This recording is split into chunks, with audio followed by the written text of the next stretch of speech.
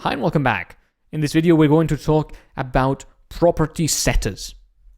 Let's create a new file that I'm going to call flight. And in here, I'm going to just define a simple class that will be, a flight object. In case you don't know, flights are normally something that looks like this. It goes, for example, from Glasgow to London Heathrow. This could be a flight. And in this flight, you have one segment. A segment is essentially you getting on a plane and you landing somewhere else. If you're going from Glasgow to Toronto, you'll actually stop in London Heathrow in the middle. So you'll have something like this: Glasgow to London Heathrow to Toronto. So these are two segments. And the whole thing is known as a flight leg. So flight leg, in this case, has two segments: Glasgow to London Heathrow and London Heathrow to Toronto. Just a bit of background information. I am sort of getting a bit disillusioned with the animals and the friend example. So now that you know a bit more about Python, I wanted to give you some more interesting examples of things you can do.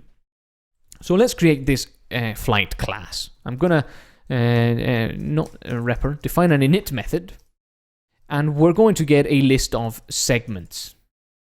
So this is going to be a list of segment. Okay, we can import this, of course, and that just imports it. In PyCharm, you can press Alt-Enter if you're on Mac, or I think it's Control-Enter if you're in Windows, to get the type hints. And then we're just going to say self.segments equals segments. Down here, we're going to define the class segment, which is just going to have a departure and a destination.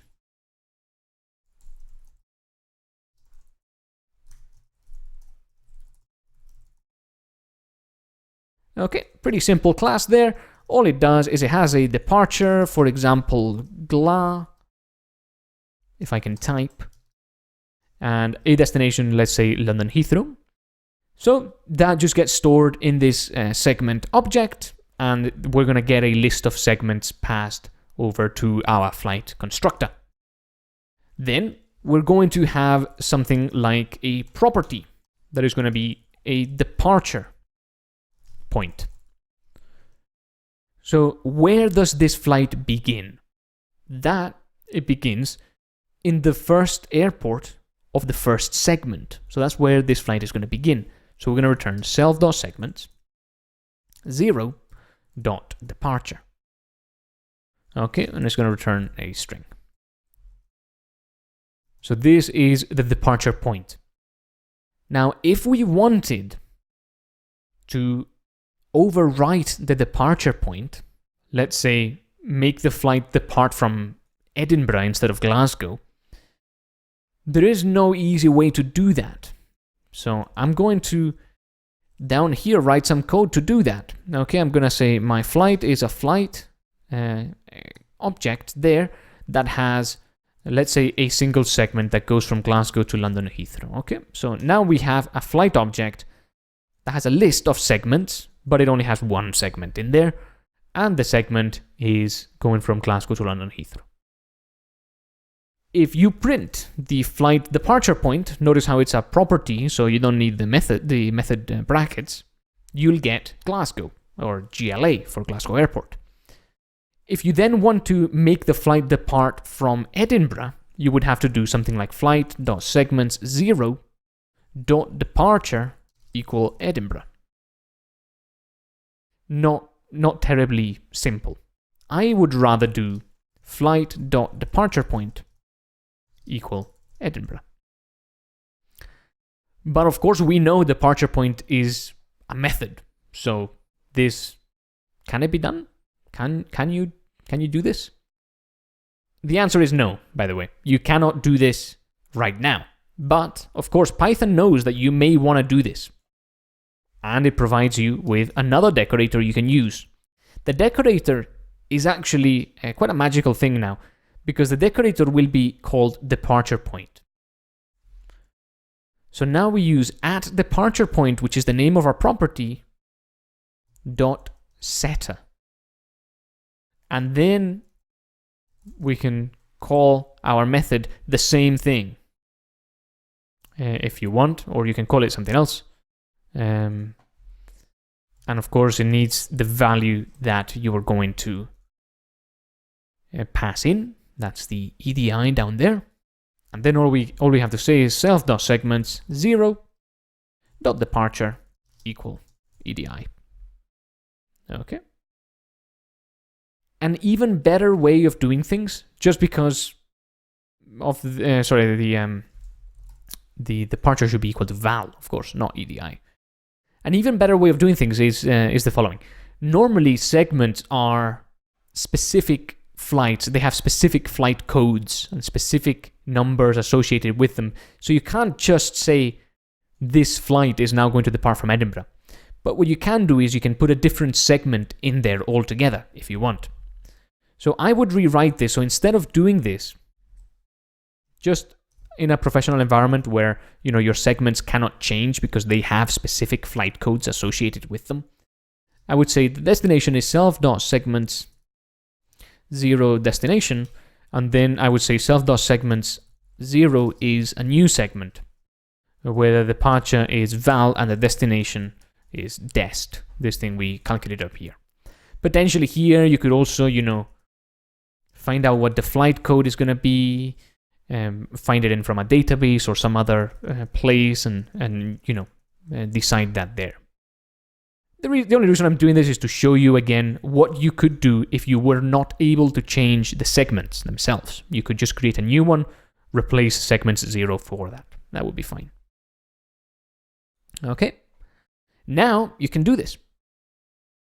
So you can delete flight.segment0.departure equal EDI and now say flight.departure point equal EDI. And if you print flight.departure point, you'll see that when we run flight.py,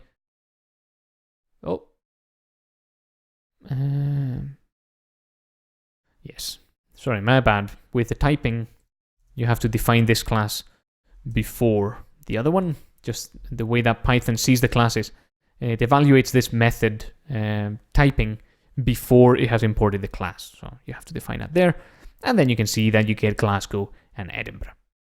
In my notes, I actually don't have the typing defined in the methods. That's why I didn't realize this before.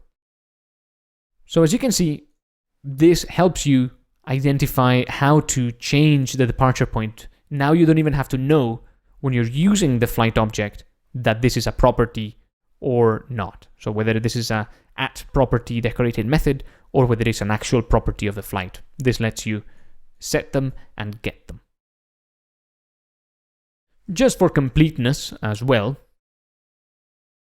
I'm going to define a repr method in order to show you how I would do this. This repr method has to return something, string in the format of Glasgow, London Heathrow, Toronto, for example. So how are you going to do this? How would you create a string that has this format, knowing the segments? I'd encourage you to give this a go, by the way. Pause the video and give it a go if you can. Hopefully you tried that. What I would do is say, get a list of the stops. So the first stop of your flight, or rather where it starts, is Glasgow. The second stop is the end of the first segment. So you've got start of the first segment, end of the first segment. Then you have the end of the second segment. And then if it was going somewhere else, you'd have the end of the third segment, and so forth. So the stops initially are self.segments0.departure and self.segments0.destination. These are the two initial stops that you know you're always going to have. You're always going to have segments0.departure and segments0.destination. Then I would say for seg in self.segments1 onwards, stops.append seg.destination. Simple enough. You start then at the first segment, or rather segment number 1, the second segment if there are any, and then you append the destination over to your stops. And at the end, you can return .join stops. I'm not sure if we've seen this before. All this allows you to do is join each of the elements of the stops list with this string. So it will essentially put the first stop at the start of the string, the second stop after the string, and then it will put another string after and put the third stop and so forth. So essentially creating a string that looks like this.